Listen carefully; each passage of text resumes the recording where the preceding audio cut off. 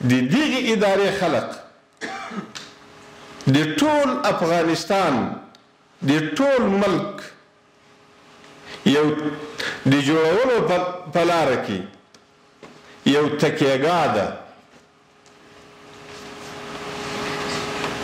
نو دغه خلق، دا مسؤلین، دا همکاران، دا کارمندان، دا باید په دې کې ډېر متوجه شي او دا فیصله وکړي چې زه یو داسې کور ته راغلی یم چې په دې کور کې تر اوسه هېڅ هم نه دي سوي په دې ټولو وختو کې.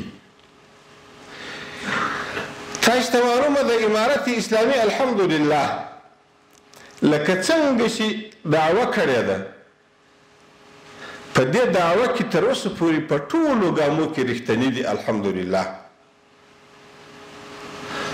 خو د تاسې له طریقه موږ ولس ته د تاسې په خوله باندې اطمینان ورکوو چې امارت اسلامي چې کومې ژمنې کړې دي له مسلمانانو سره، کوم هدف لري افغانستان ته د خدمت، په یوه لاره کې دا نه درېږوي.